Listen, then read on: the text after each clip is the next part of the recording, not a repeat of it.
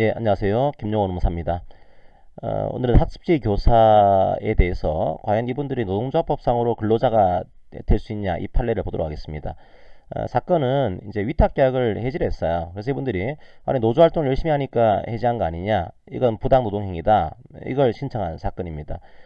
그런데 부당노동행위에 대한 구제를 신청하기 위해서는 노동조합법상으로 근로자가 돼야 되거든요. 그럼 과연 이분들이 노동조합법상으로 근로자가 될 수 있냐, 이게 중요한 쟁점이 된 그런 사안이었습니다. 굉장히 중요한 법리가 이 사건에서 만들어지게 돼요. 한번 사건의 사실관계를 소개해 드리도록 하겠습니다. 자, 학습지 교사가 있었고요. 이 학습지 회사랑 학습지 회원에 대한 관리, 모집, 교육, 여기에 관련된 위탁계약을 체결을 했습니다. 이제 두 가지 사례가 있었는데요. 한 사례는 이 교사분들이 노조에 가입을 한 겁니다. 학습지 노조에 가입을 하고 초합비를 납부를 한 그런 케이스가 하나 있었고요. 두 번째 케이스는 이게 그 학습지 교사에 대한 수수료가 인하가 됐습니다. 그래서 이것 때문에 뭐 회사의 재물을 손괴하고 임원을 폭행한 뭐 그런 사건이 또 한 가지가 있었습니다. 자, 이 두 가지 사건을 이유로 해서 자, 이 두 케이스에 대해서 위탁계약을 해지를 했어요. 그러니까 노조를 가입하고 조합비를 납부한 이런 학습지 교사에 대해서 위탁계약을 해지했고, 수수료 인하에 대한 단협 무효 주장하면서 회사의 재물을 손괴하고 임원을 폭행한 이분에 대해서 또 위탁계약을 해지했습니다. 자, 이런 해지에 대해서 이분들이 이건 노조에 대한 부당노동행위다, 혹은 노조에 가입한 노조활동을 열심히 한 나에 대한 부당한 노동행위를 한 거다, 이 구제 신청을 노동위원회에 제기한 그런 사건이었습니다.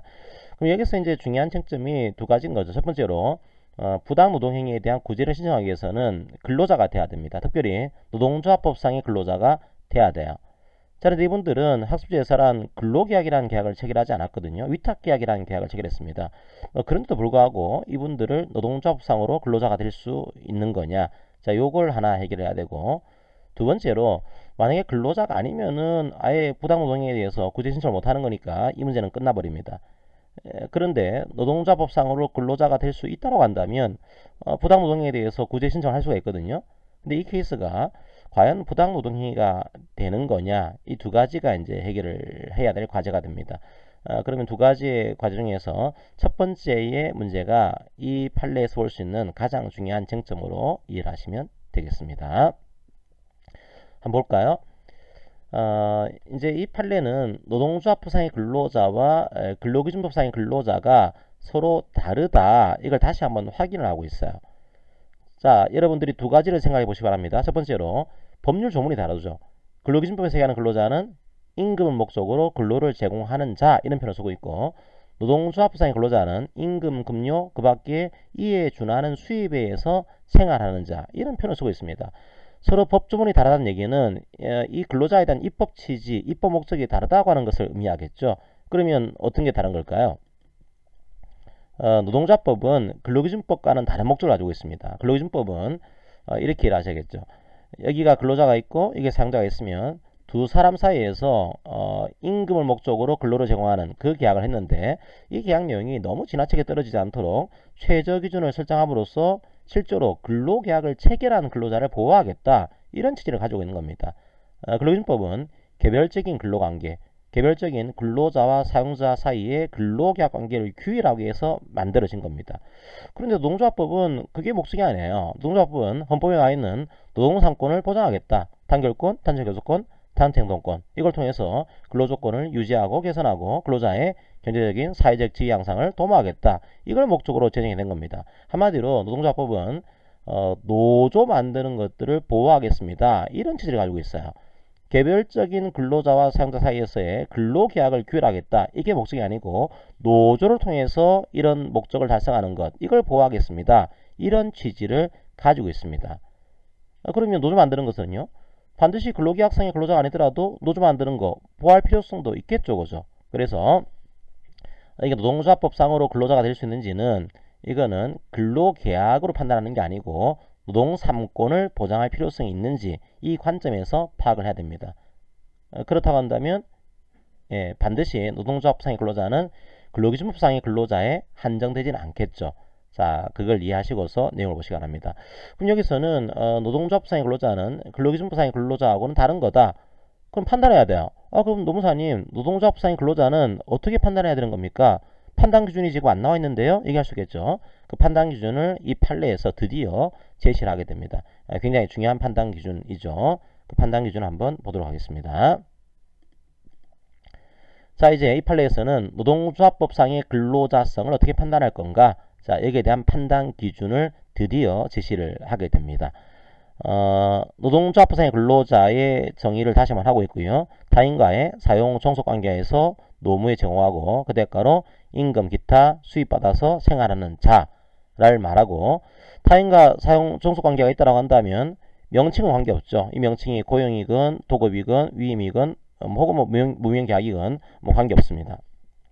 자, 중요한 것은 여기서 말하는 사용 종속 관계에 대한 판단 기준이 근로기준법상의 근로자성에 대한 판단 기준과 다른 겁니다. 다른 판단 기준을 제시를 하고 있어요. 자, 소위 얘기하는 경제적인 종속을 얘기를 하고 있는 겁니다. 자, 이 판단 기준 한번 보겠습니다. 첫 번째, 노무 제공과의 소득이 특정 사업자에게 주로 의존하고 있는 거냐. 그러니까 이 사업자가 이 돈을 안 주면은 내가 생활할 수가 없다. 이 소득은 주로 이 사업자에게서 오는 거다. 자, 이걸 보겠다는 거예요. 그 다음에 이제 이 보수 같은 것들을 이제 특정 사업자가 이 보수 같은 이런 계약 내용을 일방적으로 결정하고 있는 거냐, 이것도 따져보겠다는 겁니다. 나름대로 대등한 협상을 통해서 결정하는 게 아니고 이런 보수나 근로조건에 대한 일방 결정을 지금 특정 사업자가 할 수 있는지 이걸 따져보겠다는 거죠. 그 다음에 이분이 하는 어떤 노무가 이 사업자의 사업운영에 필수적인 노무예요. 그래서 이 사람이 이 노무를 함으로써 이 특정 사업자가 사업을 하는 겁니다. 그런 식으로 시장에 접근하는지 이것들도 따져서 판단하겠다. 그 다음에 또 한 가지가 이 특정 사업자와 이 노무 제공 사이의 법률 관계가 상당한 정도로 지속적이고 전속적인 것인지를 또 판단하겠습니다. 그리고 이 두 사람 사이에서 어느 정도의 지위 감독 관계가 존재하는지, 그리고 노무 제공과 특정 사업자로부터 받는 임금, 급료 수입이 노무 제공의 대가인지, 이것 등을 종합적으로 고려해서 판단하겠습니다. 이런 판단 기준을 제시를 하게 됩니다. 잘 보시게 되면 근로기준법에서 얘기하는 근로자성의 판단 기준하고는 다르죠. 근로기준법에서는 중요한 것이 사용자의 지위 감독이었어요. 인적으로 종속이 되어 있냐, 이걸 중요하게 봤다고 한다면 주로 이 사실들은 소득에 대한 문제인 거죠. 과연 나에 대한 소득이 이 특정 사업자에게 매여 있는 거냐, 즉 경제적으로 종속이 되어 있는 거냐, 이걸 중요하게 보는 판단 기준을 제시를 한 겁니다. 굉장히 중요한 판단 기준이에요. 자, 최종 정리를 좀 하게 되면 해당 사안에 대해서는 이제 첫 번째로 근로기준법상의 근로자가 아니더라도, 자, 근로기준법상의 근로자가 아니더라도 이제 그 다음에 특정 사업자에 대한 소속을 전제로 깔고 있지는 않습니다. 노동조합상의 근로자는 반드시 이 사업장에만 전속이 되어 있어야 되는 거냐? 그렇지는 않아요. 전속이 되어 있으면 상당히 경제적으로 매여 있다 판단하기 편하겠지만 그걸 반드시 전제로 하고 있는 것은 아닙니다. 그리고 반드시 계약 유형이 고용이 돼야 되나요? 그렇지는 않아요. 고용 이외의 계약 유형, 이게 위탁계약이나 도급계약이라고 하더라도 여기에 포함될 수 있도록 노동조합법에서는 규정을 하고 있는 거죠. 근로자의 정의 규정을 이제 보게 되면 그렇게 판단할 수가 있습니다.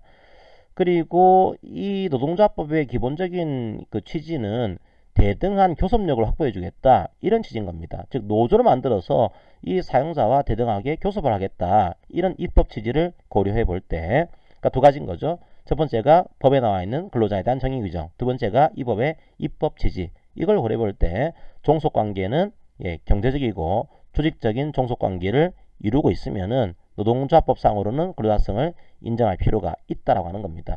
반드시 인적으로 종속이 안 돼 있다고 하더라도 경제적으로, 조직적으로 종속이 돼 있으면 노조 만드는 것들은 보호할 필요가 있다, 이런 판례 판단 기준을 제시를 하게 된 겁니다. 자, 그렇게 보는 것이 이제 헌법의 33조의 취지에 부합한다. 자, 이런 판례가 하나 등장을 하게 됩니다. 그리고 이제 판례가 나온 다음에 이후에도 지속적으로 이런 판례가 조금씩 나오고 있는 그런 상황입니다. 한번 이후에 나왔던 판례를 하나 소개해 드릴까요? 이 판례를 소개해 드리기 전에 이제 두 번째 쟁점이 있었죠. 하나는 이제 이분들은 노동조합상으로는 근로자가 될 수 있다, 여기에 인정이 된 겁니다.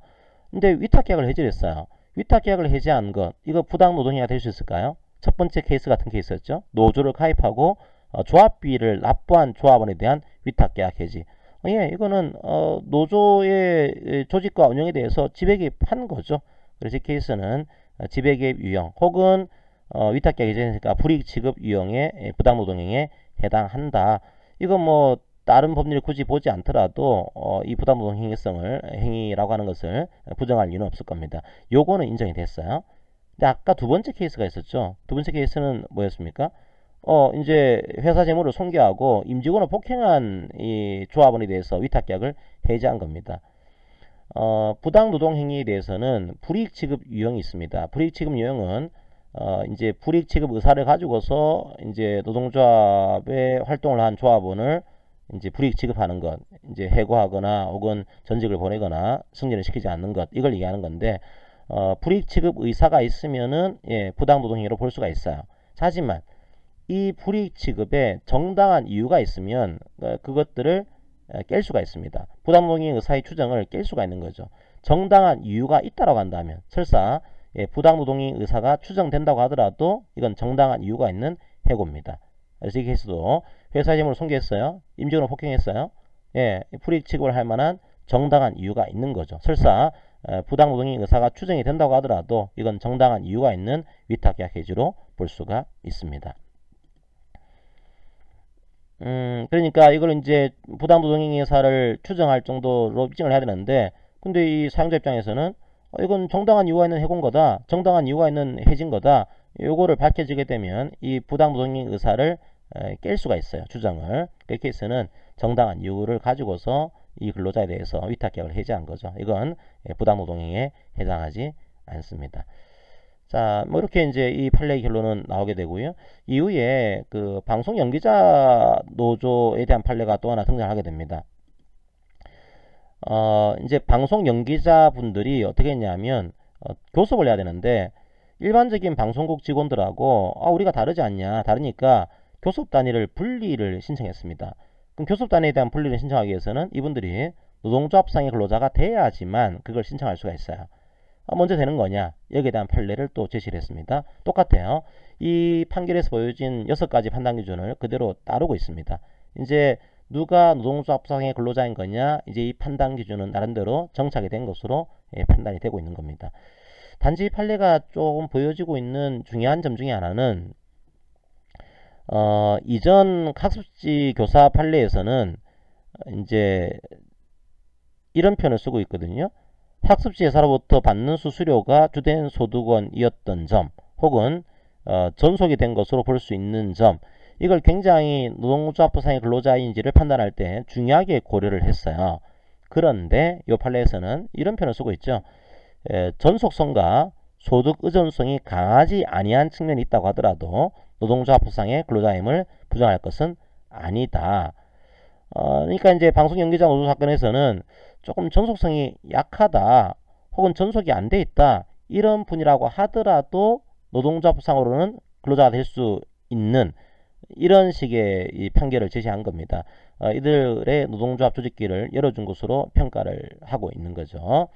그래서 여러분들이 이 판례를 통해서 첫 번째로 노동조합상의 근로자성을 판단하는 기준을 6가지로 제시를 하고 있다. 자, 이후 나온 판례에서는 전속성과 어떤 소득 의존성이 강하지 않더라도 이것만 가지고서는 노동조합상의 근로자성을 부정할 것은 아니다. 이 판례로 점점 확장되고 있다라고 하는 측면들을 이해하시기 바랍니다. 자, 오늘은 굉장히 중요한 판례였습니다. 최근 판례 중에서는 손에 꼽히는 그런 판례 내용이에요. 다시 한번 이 판례 내용들을 정리해 보시기 바랍니다. 자, 오늘 강의는 이것으로 마무리하겠습니다. 감사합니다.